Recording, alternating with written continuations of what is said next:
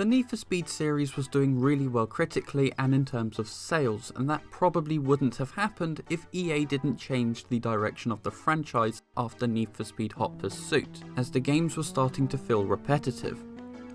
After Underground 1 and 2, EA continued to go for an illegal street racing theme, as that was really popular at the time, and the Fast and Furious films probably had a lot to do with that. In 2005, Need for Speed Most Wanted was released, and in typical EA fashion, it was released on pretty much every platform that was out at the time. So that's the Nintendo DS, Game Boy Advance, GameCube, PlayStation 2, PlayStation Portable, PC, the original Xbox, and the Xbox 360, where it was a launch title, and it's the version that I'm reviewing. It also turns out that it is the 15th anniversary of the Xbox 360 version of the game in North America, which is where it came out first. So I guess that's a happy coincidence. I'm going to give a spoiler warning as I'm going to talk about the story a little bit. The game starts by you moving to the fictional city of Rockport with your very modified BMW M3 GTR, which is where you meet Sergeant Cross, who is about to arrest you.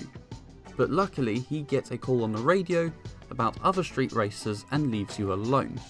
But not before he keys your car. Now, with a car that good, you'd think that the game would be very easy. And for the first few races, it is. But during a pink slip race, your car breaks down due to a lack of engine oil, and because it's a pink slip race, you also lose your car as well as the race. Not only that, but you are also arrested. You're bailed out by Mia, who tells you how to get your car back, and everything that you do in the game has to be done so you can get it back. With the limited amount of money that you get from the races, you can only buy a relatively slow car. I bought the Lexus IS 300. You can't just challenge Razor, the person who took your car, as he's at the top of the blacklist, whilst you're at the bottom of it. The blacklist is the list of people that you have to beat in order to complete the game, and you can't just do one race and then move on to the next person, otherwise the game would be quite boring and not that long. There are 3 things that you have to do just to be able to do the race with a blacklist racer. You have to win races against other people, complete milestone events, and get a certain amount of bounty.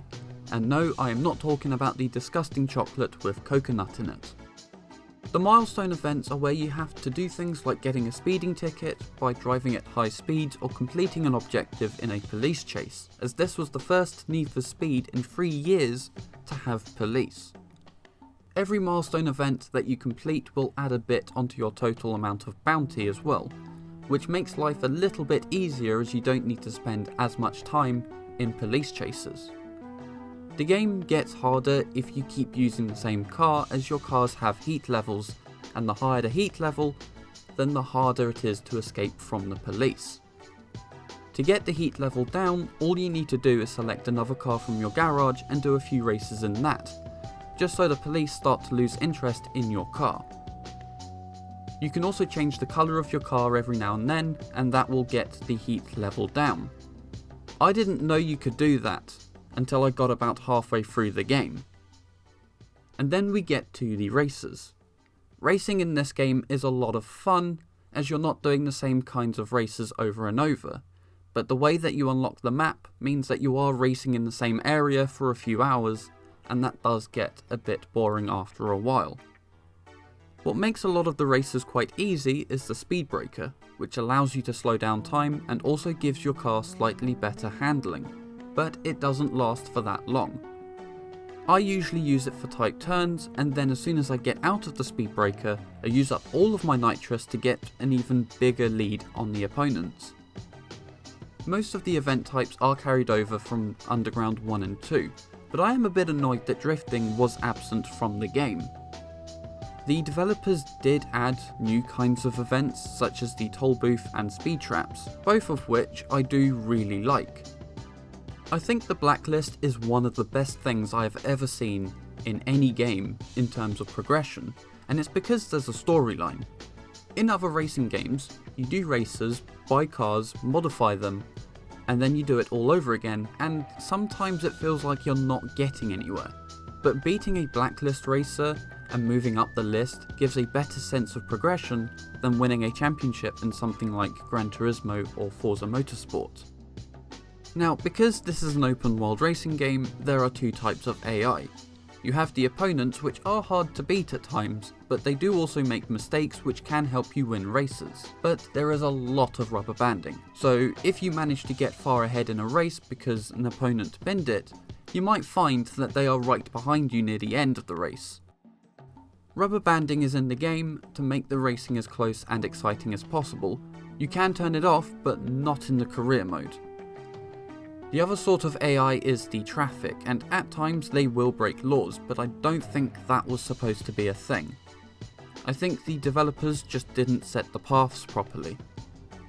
That is what happens when you only spend a year developing a game, and a lot of the development time was probably spent making the map. As I said at the beginning of the review, Need for Speed Most Wanted is set in the fictional city of Rockport, which is based on cities in the Pacific Northwest, such as Pittsburgh, Pennsylvania, Seattle, Washington, and Portland, and I think the developers did an amazing job designing and building up the map. There are 3 different areas that you unlock at different points of the game. All 3 areas of the map look completely different from each other, and there's a lot of diversity in the landscape. I think the map layout and the overall look is better than the map in Underground 2. But it is daytime in Most Wanted, which is something that you didn't get in the previous 2 titles.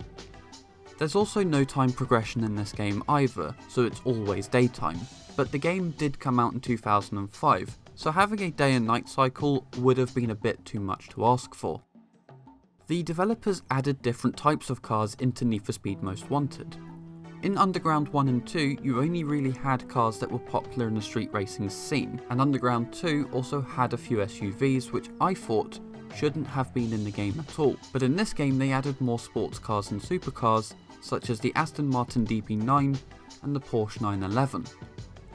Every car that's in the game feels like it belongs in the game, and not just there to make the car list longer like in the modern Need for Speed games. This being a Need for Speed game, you can modify and customise your car and do almost anything to it. I say that, but the amount of customisation options have decreased from the previous 2 games, which isn't really a bad thing, because car culture moved on a bit and putting spinners and neons on your car wasn't as acceptable. This game is also only set during the day, so neons wouldn't have been as important. The game mainly wants you to upgrade the performance of your car, but there are still quite a few visual customization options as well. The game doesn't really require you to customize your car in order to complete the game, like in Underground 2, which I did think was a bit stupid. I bought Need for Speed Most Wanted for the Xbox 360 last year for £18, and it's now £22 from the same shop. I'm trying to come up with a reason for why it's not worth that much, and I can't, because even though at this point it's a 15-year-old game, it's still better than a lot of the later Need for Speeds, especially from the Criterion era such as Most Wanted 2012 and Rivals. I like everything about the game except for the fact that the developers removed drift events and there's no day and night cycle, but other than that, the game is brilliant. I never played Need for Speed Most Wanted when I was a kid, and I'm starting to think maybe I missed out on something.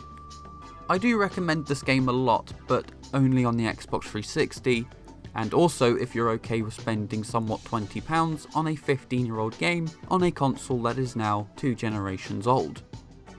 This has been my review of Need for Speed Most Wanted 2005 on the Xbox 360. If you liked this review, then please give it a like. If you didn't, then give it a dislike. And if you want to see more, then please consider subscribing and joining the Discord server linked in the description. Goodbye.